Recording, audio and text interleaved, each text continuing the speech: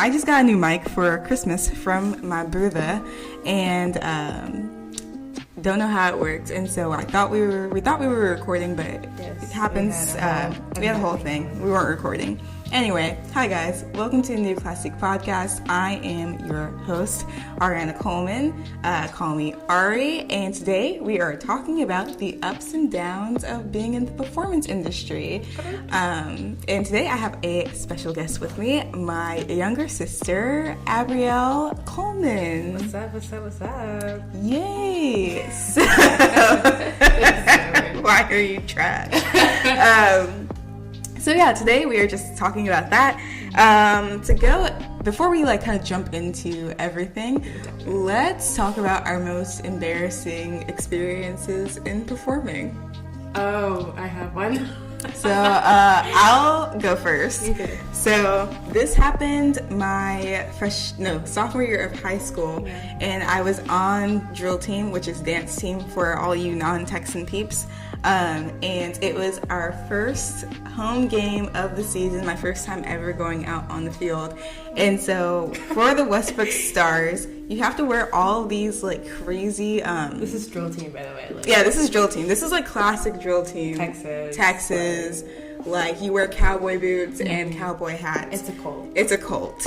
It is. If you get a demerit, you have to high kick it off for a minute. It's terrible. But I was, what was I doing? We were on the field, and so we did this thing called victory line, and it's we stand on the field so that all the football players can run through us, at the beginning of the game before anything starts.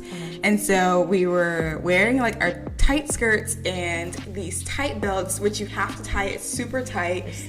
The most snatched of waist, and then our cowboy boots and gauntlets, and we were wearing sequins, and we had these huge fake eyelashes that had rainbow strands in them, and it was awful. And so the thing that our director told us to do was to not lock our knees, and I didn't think I was locking my knees, but apparently I was. And all of a sudden she walked by me and she was just like, "You okay?" And I was just like, "Yeah, I'm good." I wasn't good, and all of a sudden I would just tunnel vision, everything was going black, and I was just like, "Hello darkness, my old friend," and I was like, this is how I go out. And and one of the officers who stood next to me, Bria Evans, shout out to Bria Evans, she grabbed me because I guess I was actually falling, and I was drug off the field, carried off the field. I just saw somebody just and I was like, whoa. and that was in front of everyone. That was because high school football in Texas, especially in a small town, is what you do. It's going to church on Sunday. Yeah. And so I fainted in front of God and everyone at our first football game of the season. Hallelujah. And they were piling ice on top of me. My director was trying to keep me lucid by telling me fun facts about the other team. This is before she hated me. Wow, that's a whole nother story. That's a whole nother story. We're not getting that. But yeah, there were 5 other girls that passed out that day, but that was my most embarrassing story. And I think they somebody made a meme of us and called us the Falling Stars. This is before memes were actually a thing. Wow, that deserves an award. The Falling Stars. The Falling Stars. Anyway, so that's my most embarrassing story. Avery, what is yours? I mean, I have a lot, but I'll give you one. So, going into the theater business, you practically live and breathe theater. So, let's talk about my first kiss. So I did this show, and it's called All Shook Up, and it's about Elvis, practically. I'm in love. I'm all shook up. I sang it for years, not years, days, months afterwards. Yeah. I still listen to the soundtrack. So we were in rehearsal, and so I played this character named Lorraine, and so she was this girl falling in love with a white guy, and on brand. It was very forbidden love. And so after one of our big songs, we had to kiss. So I had to kiss my partner, Zach Mulgraff, shout out. And he was 18 and I was 15. So it was very awkward, and he was gay, so we love. Oh, no. We stand. So, we had this close-in rehearsal, and it was with me, him, and the director. Yes, and so they're like, oh, before this, the director drags me into a meeting, and they're like, is it okay if, like, you kiss him? Like, we just want to ask you first. And I was like, yeah? it was so weird. It was so weird. So anyway, we're at this close rehearsal, and he was like, okay, so we're just going to make this, like, fun, and just, like, kiss each other. And we're like, all right. And I was just, like, in my mind, I'm just like, shit. So we go in for the kiss, and I was like, oh my gosh, that was cute, that was fresh. That was cute and kind of fresh. I kind of hated it a little bit. I kind of hated it. After we get done with that, we go out of the door, and, like, all of our cast is, like, just standing ear to the door, like, outside. Yeah, it was super embarrassing, and they're like, oh my god, how was it? And, like, I had some friends on the show, and they had crushes on Zach. And they're like, oh my god, you kissed Zach Molgraff. And I was like, Ew, it was not the tea. Love you, Zach. But, yeah, and then all of, like, the adult cast, they're just like, Abriel, was that your first kiss? And I, like, flat out lied. I was like, yeah. Wait, I was like, no. Yeah. I was like, no. I was like, no. Oh my god, I kissed You should have been like, if it was, then what about it? Like the Ariana Grande. Yeah, but I know they didn't believe me. So. Whatever. Anyway, that was pretty embarrassing. So, like, those are some, just some of the tidbits that you get from working in the performance industry. But a little more background is I started dancing whenever I was probably like around 2. Yeah. And I actually asked my mom, like, to put me in dance classes, and my dad brought me to my first dance class. And so I have been dancing since I was real young, and stopped recently after graduating college, just because I just didn't have that same passion for it anymore. I love dancing. I still love performing. I'll still try and, like, take a dance class every once in a while if I really feel like it, but it doesn't have that same thing that I once had. But I do have a lot of experience in it, and definitely have some tidbits to give to you guys. But my sister has a lot more experience in it, so talk about that a little bit. I've been dancing since I was 4, and I hated it. Mom took me to I wanted to do soccer. I wanted to do sports. I didn't know you wanted to do sports. Yeah, I wanted to do soccer. And my mom's like in the corner. Mom's like, what? So I was dragged out of the car to my first dance class. I cried the whole class. Wow. We love the drama queen.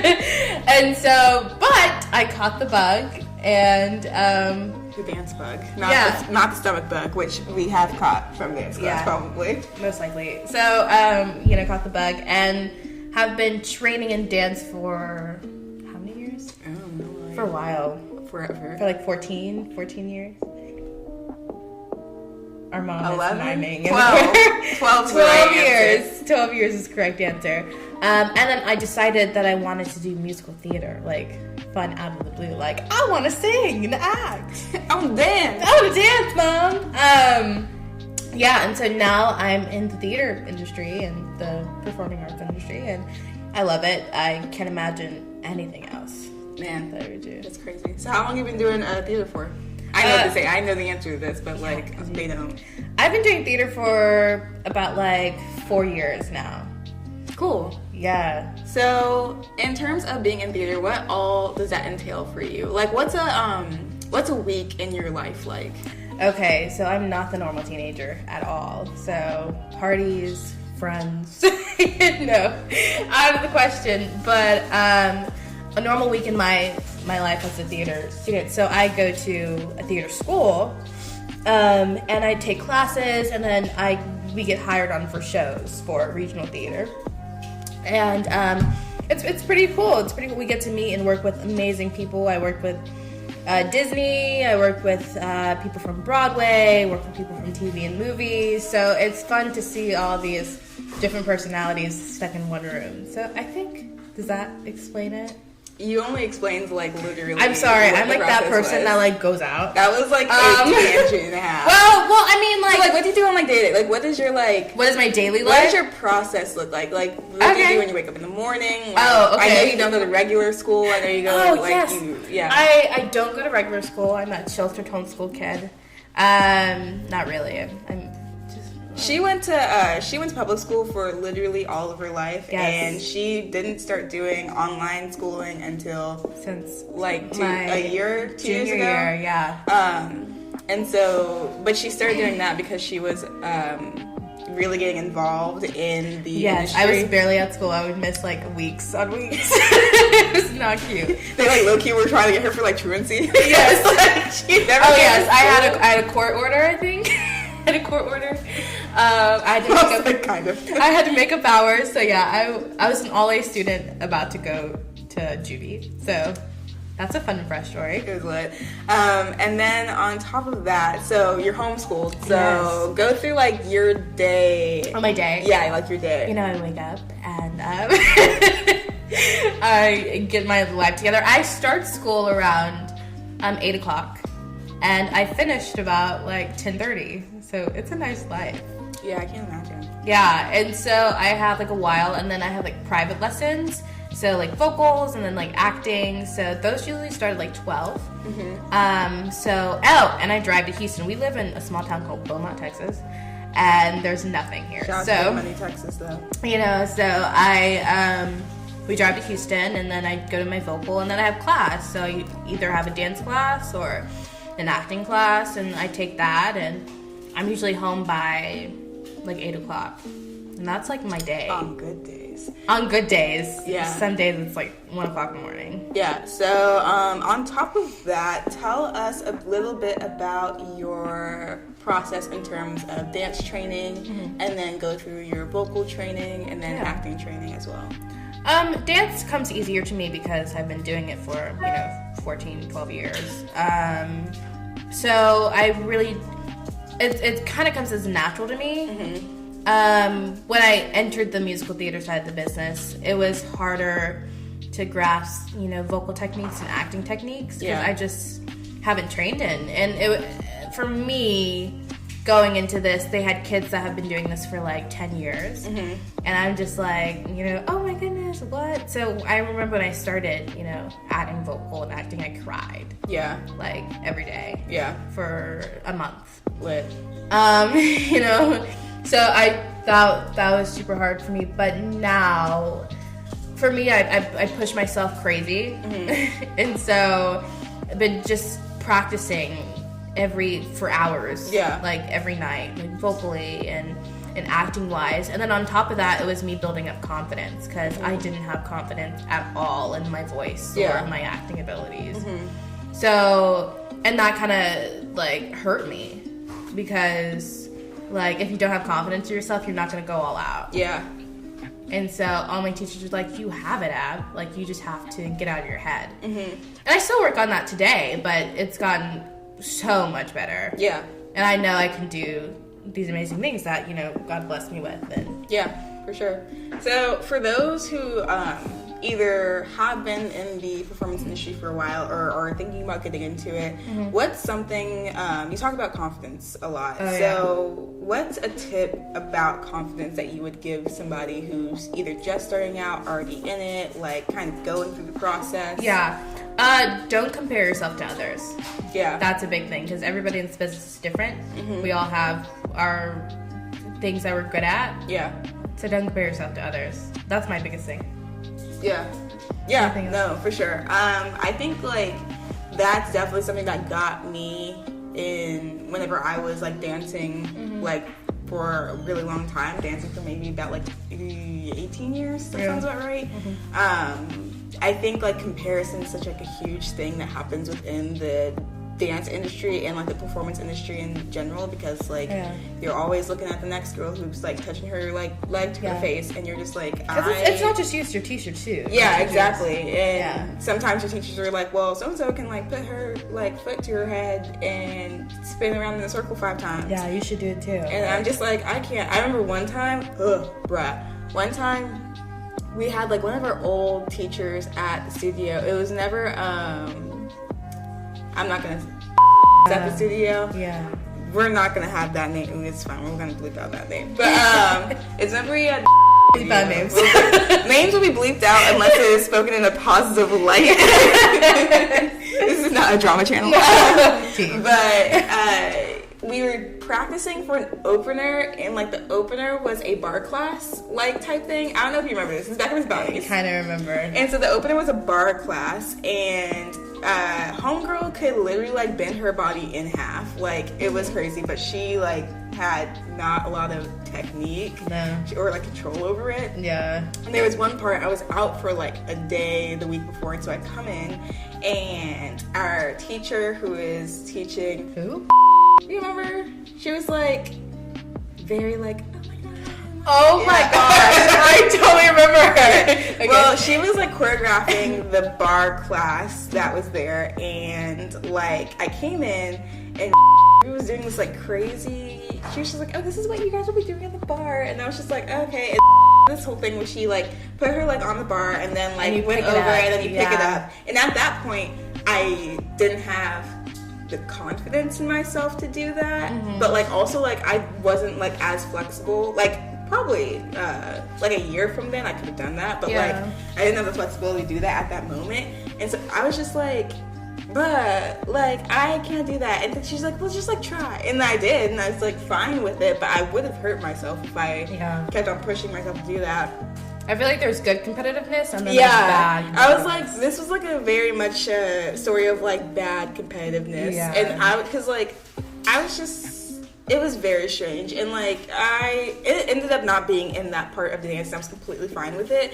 But I was just like, that was an instance of like I could have compared myself to this girl who could like literally like bend herself in half and like bring it back up to her I don't know, the sky, whatever. But I chose not to, because like her ability to do that and like has nothing to do with my ability to do that. Like I would rather take my time and like have my body be ready to do something as flexible as that than like try and push myself and like end up hurting myself. Like you can push yourself in a good way, but like in other ways, like you can't.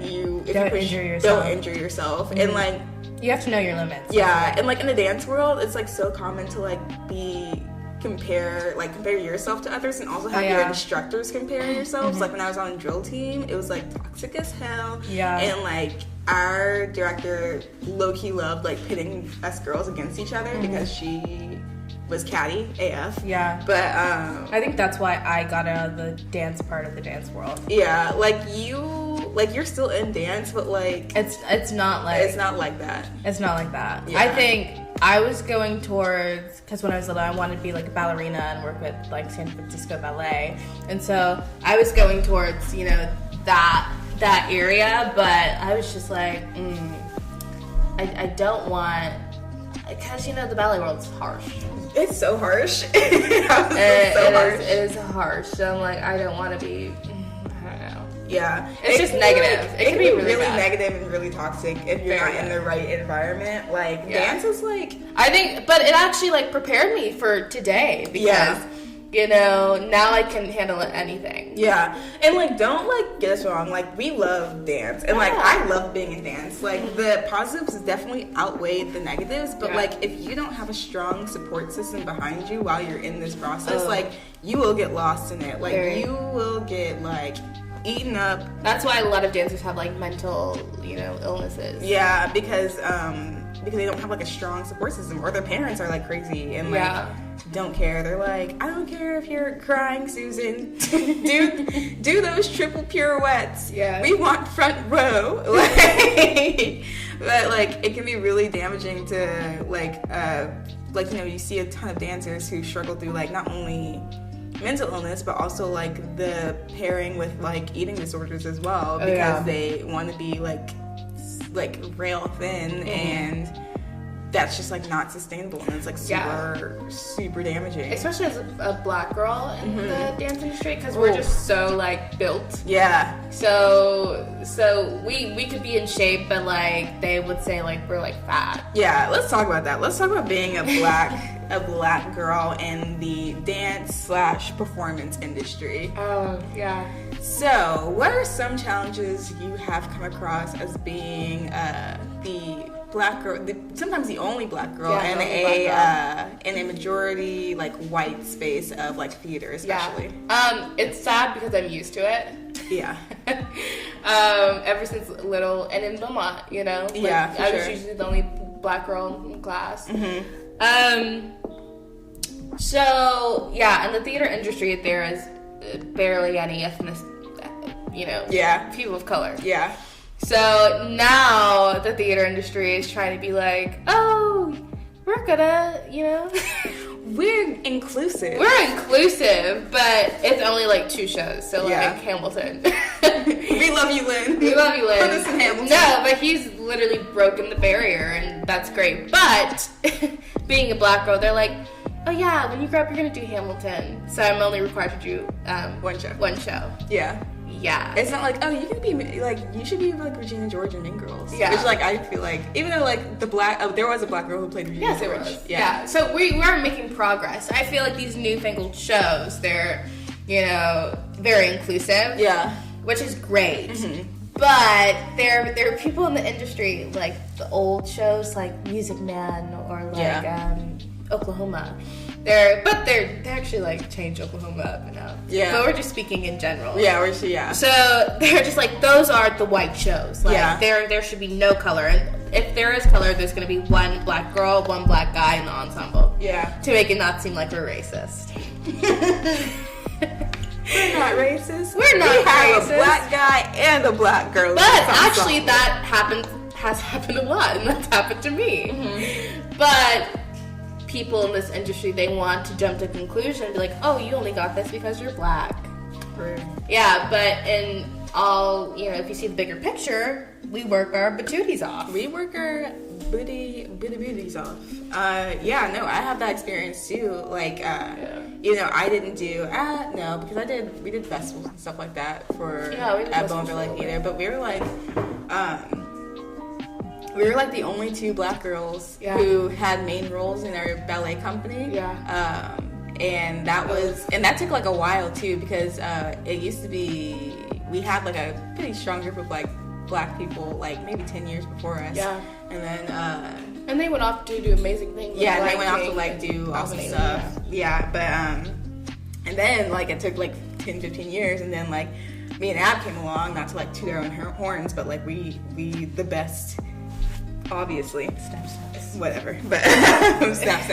But we were like I was the first black Cinderella in a while, probably like since Charity, who went on to do Lion King.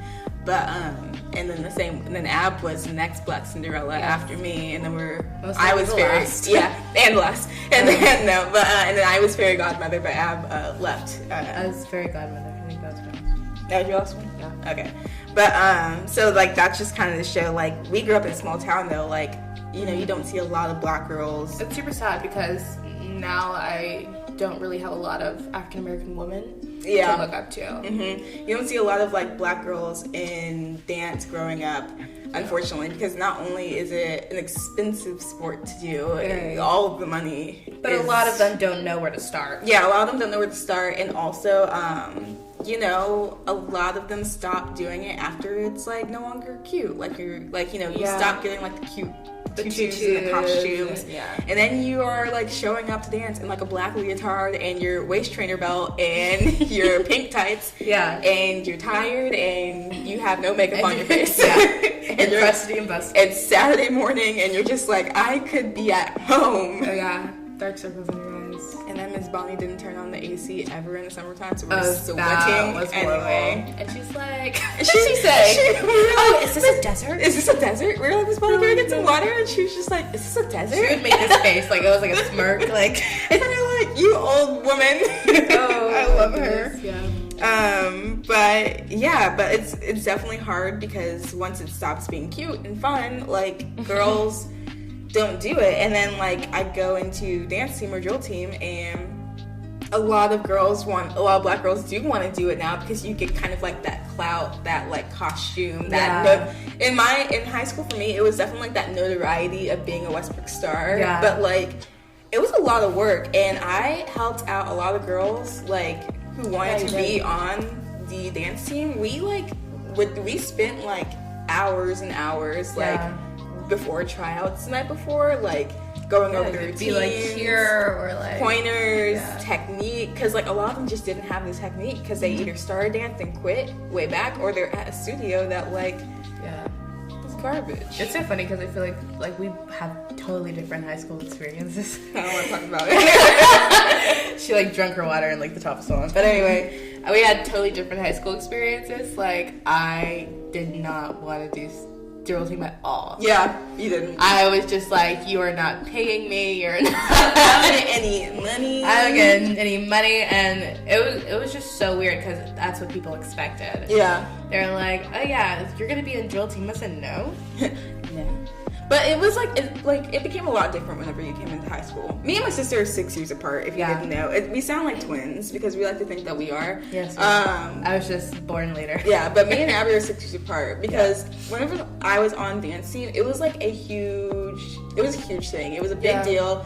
We were award winning. We traveled a lot. We were pretty darn amazing. Like every time we would go to like different competitions or football games, like it would always be like, oh my god, it's the Westbrook Stars. And then I quit my senior year. Yeah, and it all went downhill because it was a very toxic environment, and that just goes to show whenever, because like at my dance studio, I'm not saying everything was like rainbows and butterflies and sunshine, but I loved it enough and felt supported enough that whenever things weren't going great, I would still want to be there. Yeah. But with dance team, I like, you could ask my mom. Like, I cried every single day, like probably like my junior and senior year, because I was being left out of conversations. I was an officer and I wouldn't be getting any memos, and then I was a co-captain, which is basically like, which would be called first lieutenant, and then I still wasn't getting any notifications. Like, I would be kept out of the loop. I would be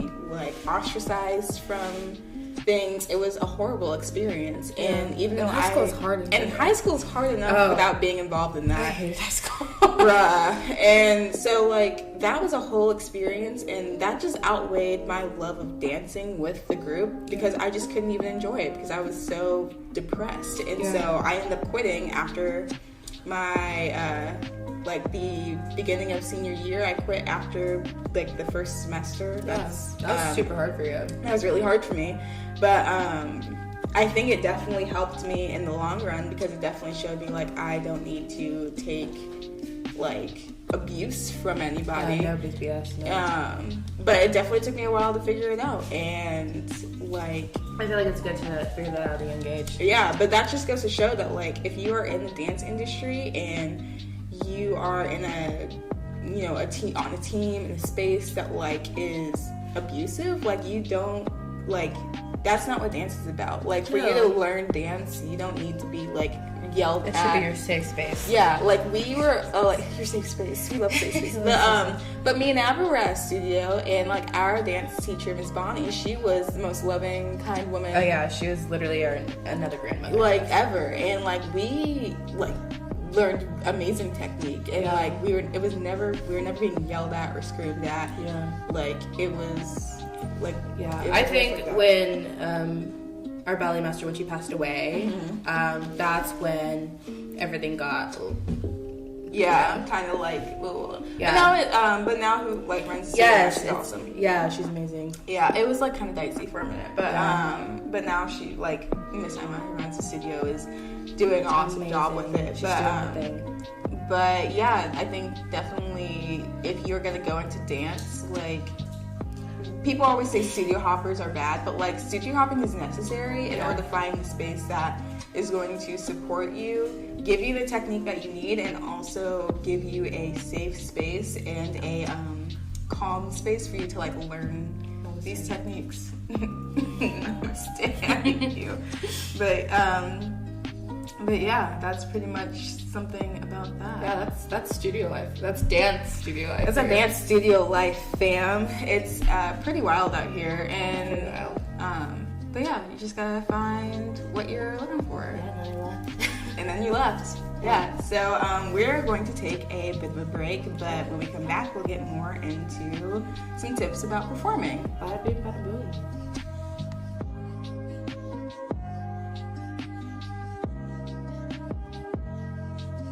Are we back? Hey guys, we're back. So we're talking about you. But anyway, so going back to talking about the performance industry. Yeah. So Ab, you hinted earlier about how with Drill Team they weren't going to pay you, so you were like, nah fam. And then with kind of like your experience with working on shows, it kind of hinted at you working professionally. So can you kind of expand on what that means, how you got into it, things like that? Yeah, so I work with Theater Under the Stars, and I got this connection through Humphrey School of Musical Theater. So after I left my ballet company at the age of 14, 15, I went to HSMT and I started training. So I started taking acting classes, singing classes, and dancing classes, and just building on my rep and just getting used to the musical theater industry. And so then I started auditioning for shows, and so HSMT were connected with Theater Under the Stars in Houston. It's this huge award-winning regional theater. And so the first show that I did Sleeping Beauty in a Winter Night. It was a Disney panto, and it was interesting, to say the least. It was so bad, guys. It's interesting. So I auditioned to be one of their kid dancers. No, what is it? You're like a kid ensemble. I was like a kid ensemble. And so the thing is, nobody really sung in the show. No. Everybody was lip sync. Bruh, I'm not lying to you. It was lip sync. Just hear like the noise levels go all the way up to the ceiling. It was lip sync. So I worked with Disney. I worked with Disney's side of the theater. What? Oh, and Nigel Lithgow. Hi, Nigel. Please hire me again. Yeah, and Nigel Lithgow. So, it was super interesting. I got to work with a lot of people from the Disney Channel. Let me tell you how she wore a mouse head and did a dance because she was being a forest. I wore a mouse head and I did a hip-hop routine. I said never again will I ever. It was kind of traumatizing. I'll tell you a funny story. So these mouse heads, you could barely see out of them. Bruh. And the stage we're performing, the part of the stage was kind of like narrow. Mm-hmm. And so not all of us could do the little mouse hip-hop routine. Yeah. So because everybody was running into each other, and they had this one little girl, she almost ran off the stage. Yeah, it was pretty dangerous. But yeah, so that was my first show. Who did I work with? What was his face? Teen Beach Movie guy. Oh my gosh! I worked with him. Why did Darren Criss come to mind? He would never. What's his name? I cannot remember. Garrett Clayton. There we go. I worked with Garrett Clayton and Lauren. She was on like Best Friends, whatever. It was they were LA people. They're very different than New York people. As someone who lives in LA, yes, I know. So yeah, they were very interesting. This is before Garrett Clayton came out. Oh, yeah. I didn't know he was gay. I did. Oh, it was very obvious. Jesus. So anyway, but he was like trying to hide it. I mean, okay, yeah. But literally, everybody was like, bruh. But anyway, so yeah, that was my first show. It was super interesting, but I made like a lot of connections. Yeah, because I worked with Spencer Liff. I remember that. Yeah, with his associate Mimi. She was super cool. Please hire me again. But yeah, so that was like my first show, and so I got the bug, and then I kept on doing more of their seasons. Yeah. And got paid some, but some child labor, so... Yeah, it's lit. So how did you find out about HSMT? I know that, like, you did your own research. Yeah, I did my own research. Like, once I went to mom and dad, and I was like, I want to do theater. I want to act. I want to sing. And they're like, okay, like, I don't know where you're going to find this because we only have one small community theater place. Yeah. So I went on the interwebs and I was like, musical theater schools for, you know, kids. Yeah. And I found HSMT and, you know, oh, yeah, I was auditioning for it. Yeah. Oh, talk about the audition process. It was crazy. So before I did this little summer intensive and I was scared out of my mind. I cried. But then I auditioned for it. And there's almost about 400 kids that auditioned for this program. Yeah. And so in my little audition group, it was like 100 of us, over 100 of us. And we had to do a dance call, which was fun and easy. And because, you know, I've been dancing for a while. And then we had to do a singing, a vocal audition, which is like 60 bars, and 16 bars is just like a minute. Okay. Yeah. And we had to do a monologue, which is like, you know. To be or not to be. Yeah, whatever. Is the question. Yeah. It's basically you having like a whole little acting thing for yourself. Yes. And so before this, I hadn't had any vocal experience or monologue experience. So this is what I sang 10 minutes ago from Rodgers and Hammerstein's Cinderella. We stand that movie in this household. Yes, and then I did an acting piece from A Raisin in the Sun. I don't know if you guys know this. It's very depressing. A few people die. It's very sad. So I did that, and I was just like, oh my god. So months passed by. I'm like, well, I don't think I got it. If I didn't get it, I was going to join the Met, their company. Oh. Why did I not know this? Yeah, I was going to join their, because I auditioned for their company as well. So I'm like, if I don't get this, I'm going to do their company.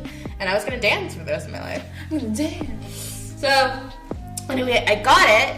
I got all their things. I got dancing, acting, and singing. And I was like, wow, I'm going to go to theater school. I'm a theater kid. Yeah, so that's like the whole process. Yeah. So, I know you do different levels of like your stuff. So go into like the different levels. Oh yeah, so our levels in the school, it goes by 101. No, it goes by like teen.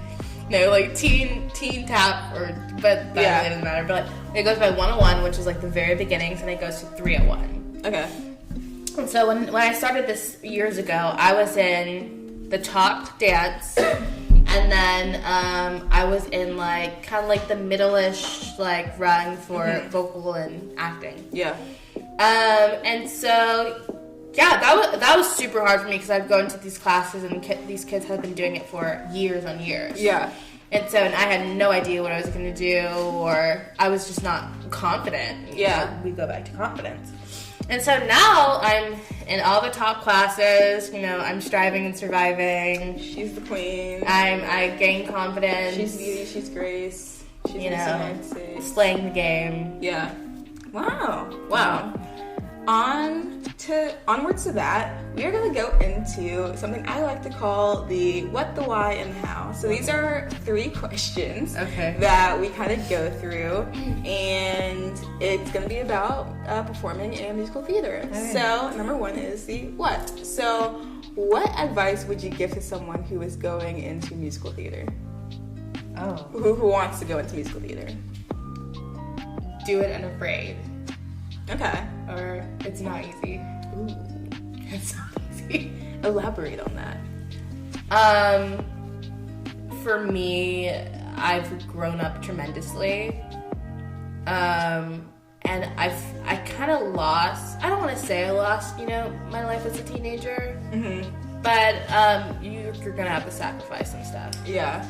And that's super hard. You know, I look back and I'm just like, wow, I could have had that teenage life. I mean, I could have a boyfriend or, you know, car. As someone who had a boyfriend and a car, you don't need either. You need and you know that. Yeah, you have to sacrifice a lot of stuff just for musical theater, but you have to find a balance. Yeah. Sorry, I'm like going off. I'm talking. Do you want me to stop? We love tangents. Sorry. I had to find a balance because I would overwork myself. Yeah. I would kind of get a little burnout. I'd tell myself to sit your ass down. Burnout's real. Yeah, burnout is real. Man. Okay. That would be a different episode. That's different. So next one, Izzy, how do you go about preparing yourself for these like long days of like performance sometimes? Yeah. Like I know you'll be like in rehearsals from like dusk till dawn. Yeah. Like, so how do you go about preparing yourself for those days? It's called espresso. Coffee. Trash. I mean, yeah, it's you know, you wake up and you're just like, oh my god, I have to go.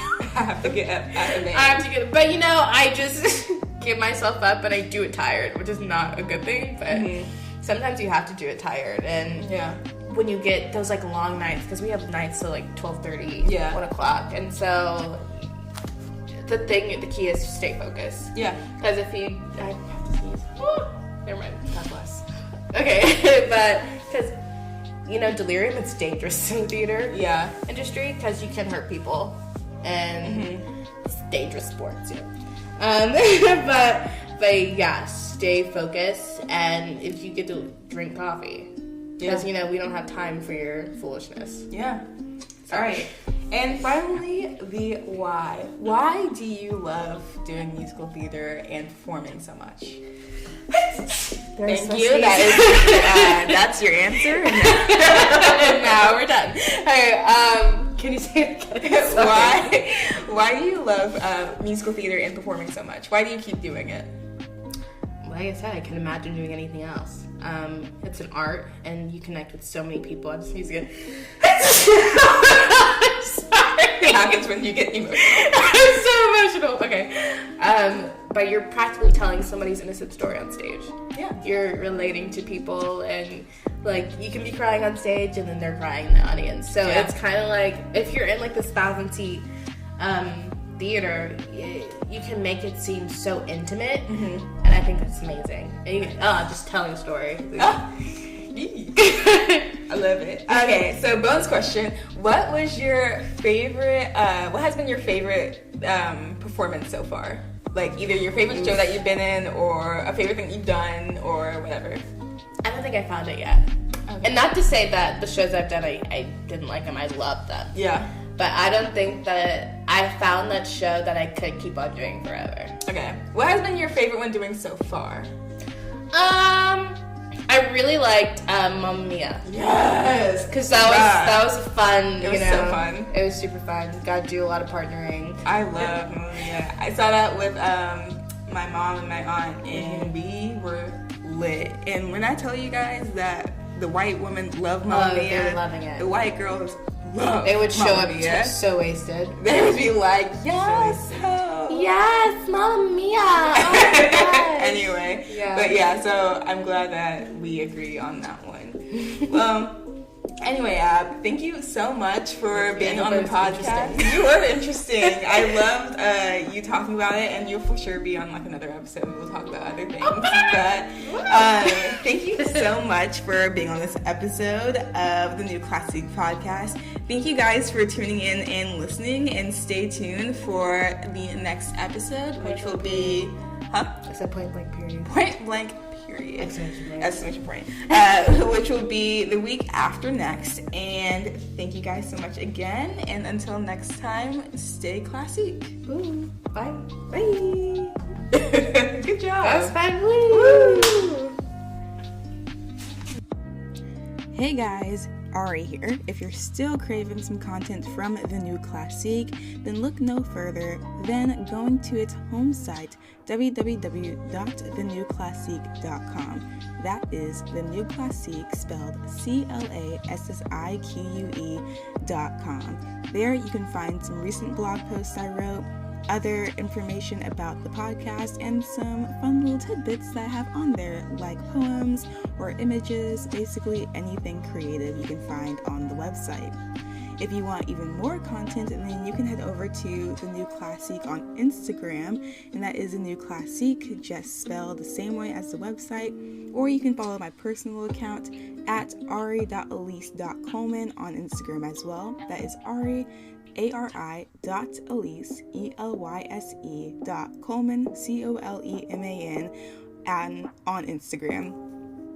If you are craving some answers to your most burning questions, then I implore you to send them to thenewclassique.blog@gmail.com. There, you can send us your questions, and maybe we can do a future episode featuring the advice that you need to hear. You can also just go ahead and slide into the DMs on either my personal Instagram or on the New Classique's Instagram, and we can also answer your questions there. We would love to do a future mailbag episode with you guys, so please feel free to bring your questions to us.